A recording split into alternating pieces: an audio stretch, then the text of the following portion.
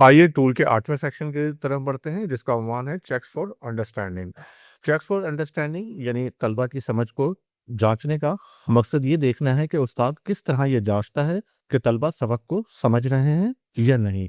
यानी कि स्टूडेंट्स की लर्निंग की असेसमेंट जो है वो ठीक तरीके से हो रही है या नहीं हो रही है।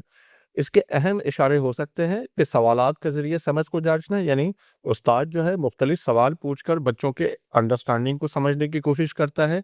ग्रुप या इनफरादी काम के दौरान निगरानी करके, यानी जब बच्चे जो हैं वो ग्रुप रीडिंग कर रहे होते हैं तो उस्ताद घूम फिर कर उनकी मॉनिटरिंग करता है और देखता है कि बच्चे जो हैं वो रीडिंग को सही तरीके से टेक्स्ट को पढ़ रहे हैं या नहीं पढ़ रहे हैं, और तलबा की सतह के मुताबिक तदरीस में तब्दीली, यानी तलबा का जो अंडरस्टैंडिंग लेवल है उसके हिसाब से अपनी टीचिंग को जो है वो तब्दील करता रहता है। यानी कभी मिसालों के ज़रिए, कभी आसान अल्फाज में, कभी एक्सप्लेनेशन को और मज़ीद वज़ाहत के ज़रिए प्रेज़ेंट कर कर जो है वो अपनी टीचिंग में तब्दीली ला रहा होता है। इंडिकेटर 8.1 सवालात के ज़रिए समझ को जांचने से मुताल्लिक है। यानी teacher uses question, prompt and other strategies to determine students level of understanding. यानी उस्ताद तलबा की समझ की सतह को, यानी अंडरस्टैंडिंग लेवल को जांचने के लिए सवालात, इशारों यानी प्रॉम्प्ट या दीगर तदरीसी हिकमत अमलियों का इस्तेमाल करता है। जैसे कि इसकी मिसालें हो सकती हैं, टीचर ने बच्चों से सवाल पूछना, तलबा से वजाहत तलब करना, यानी तलबा अगर कोई जवाब दे रहे हैं तो उससे उस जवाब को एक्सप्लेन करने के लिए कह के कहना।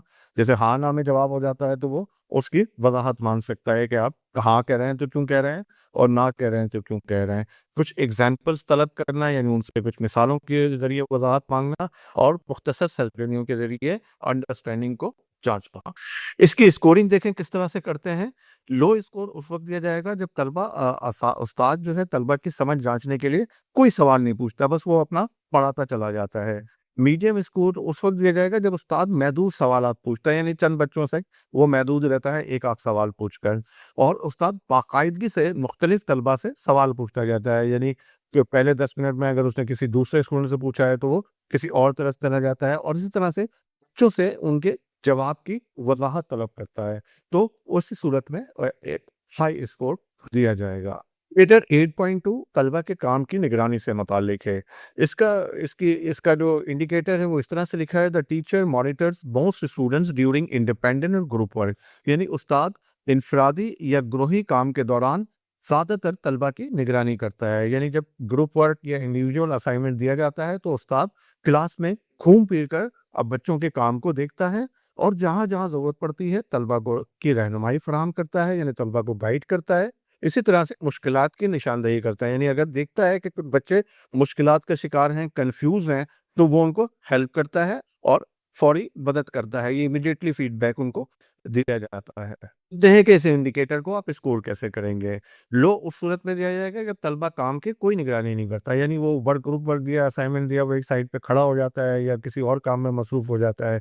इसी तरह से मीडियम उस वक्त दिया जाएगा जब उस्ताद कुछ तलबा के काम को देखता है, यानी वो एक आध ग्रुप तक अपने काम को महदूद रखता है।